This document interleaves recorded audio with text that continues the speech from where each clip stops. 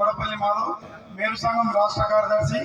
ఈరోజు మన భోజనాల మహోత్సవానికి వచ్చిన మన కుల బాంధవులందరికీ, వివిధ కుల సంఘ నాయకులకి అందరికీ నా యొక్క మేరు సంఘం తరఫున ధన్యవాదాలు తెలియజేస్తున్నాం.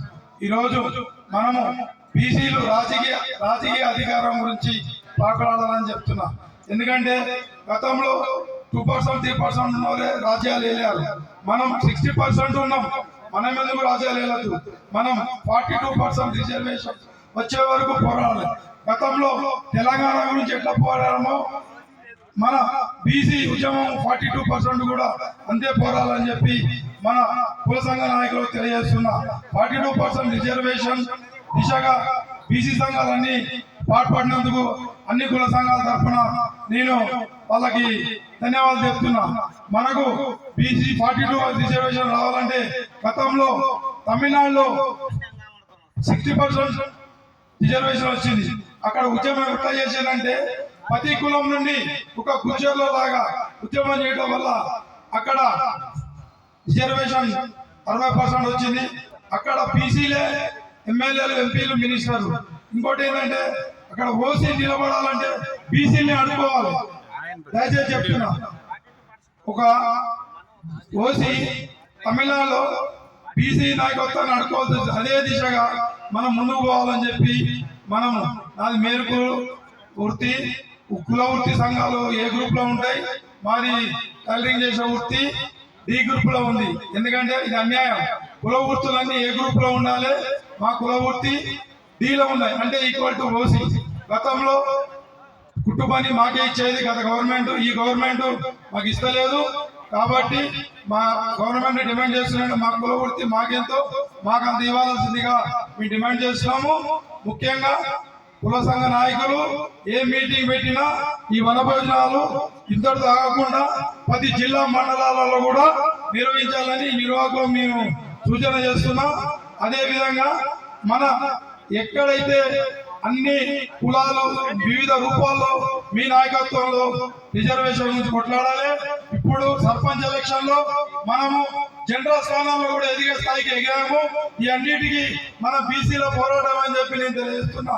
ఎందుకంటే ఒక జనరల్ బీసీ నిలబడద్దు అనేది గతంలో కొన్ని ఆధిపత్య కులాలు ఏర్పరచుకున్న గడి అది.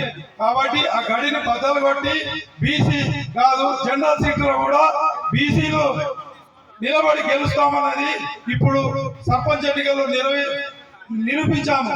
అదే విధంగా రేపు జరగబోయే మున్సిపల్ కానీ, ఎంపీటీసీ కానీ, జెడ్పీటీసీ కానీ ఇదే రీతిలో జనరల్ స్థానంలో కూడా బీసీలు ఎదిగి రాజ్యాధికారం వైపు వెళ్ళాలి. ఎందుకంటే 42% రిజర్వేషన్ ఇస్తే వీళ్ళు సర్పంచులు, చైర్మన్లు, ఎమ్మెల్యేలు అవుతారు. రేపు అధికారంలోకి వస్తారని కొన్ని పెద్ద సంఘాలు మనం చేస్తూ ఇప్పటివరకు బీసీలలో 10 కులాలే ఆధిపత్యం చెలాయించాయి. వారి నాయకత్వంలోనే మనం కూడా మిగతా 90 కులాలు కూడా రాజ్యాధికారం. ఇప్పటి వరకు 90 కులాలు ఎంపీటీసీ కానీ, జెడ్పీటీసీ కానీ కాలేదు, ఎమ్మెల్యే అసెంబ్లీలో అడుగు పెట్టలేదు. కాబట్టి భవిష్యత్తులో మేరు కులస్తులు ఒకే ఒక మినిస్టర్ ఉండే 72లో అప్పటి నుండి ఇప్పటి వరకు మాకు నాయకత్వం కానీ, మా రాజ్యాధికారం కానీ మమ్మల్ని గత పాలకులు దూరం పెట్టారు. ఎంత కుదరదు. బీసీలు ఏకమైనరు, మన భోజనాలతో పాటు రాజ్యాధికారం పంచుకోవడానికి సిద్ధమయ్యారు. దయచేసి చెప్తున్న అన్ని జిల్లాలలో ఇదే పిలుపు ఉండదు. ఒక పోస్టర్, ఒక వాట్సాప్, ఒక పేపర్ ద్వారా మేరు బీసీ కులసులు అందరూ వచ్చినందుకు ధన్యవాదాలు. ముఖ్యంగా రేపు జరగబోయే మున్సిపల్ ఎలక్షన్ కానీ, జెడ్పీటీసీ ఎలక్షన్ కానీ బీసీ బాంధవులు బీసీకి ఓటేయాలి. బీసీ సీటు, బీసీ ఓటు బీసీకి. దయచేసి చెప్తున్నా, గతంలో కూడా బీసీలు ఐక్యం కావడానికి ఎంతో కృషి చేశారు. మనల్ని కొన్ని ఫార్వర్డ్ క్యాస్ట్ విభజించి పాలించాయి. ఎందుకంటే గతంలో బీసీ సెల్ అని ఎస్సీ సెల్ అని మనం విభజించారు. నీది ఆ కులము, నీది ఈ కులము, నీ కులం ఆధిపత్యం ఉంది, ఆ కులమేంద్ర అన్నది అట్లా ఉండొద్దు.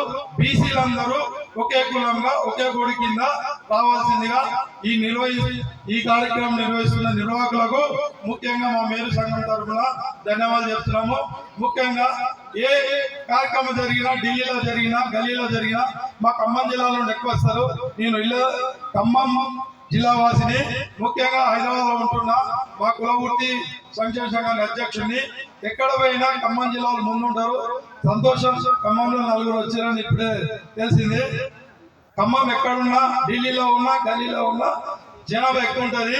రేపు జరగబోయే ప్రతి బీసీ వనపోతులు కానీ, బీసీ మీటింగ్ కానీ, ఏ మీటింగ్ కానీ ఒక వాట్సాప్ ద్వారా ఒక ఎట్లయితే రాముడు ఒక వారధి కట్టిండో, ఒక ఉడత ఏమనుకుంటది, ఉడత భక్తిగా నేను చిన్నదాన్ని కదా ఏం చేస్తాను కాకుండా ఉడత పోయి ఒక ఉష్కల బుర్లాడి మళ్ళీ వచ్చి నీళ్ళల్లో పడుతుంది. అట్లా ఉష్కని కొద్దిగా నీళ్లు తగ్గడానికి ట్రై చేసింది. అట్లే మన బీసీ వానర్లు రేపు రాజ్యాధికారం పట్టుకుపోయే దిశగా ముందుకు పోవాలని నేను కోరుతున్నాను.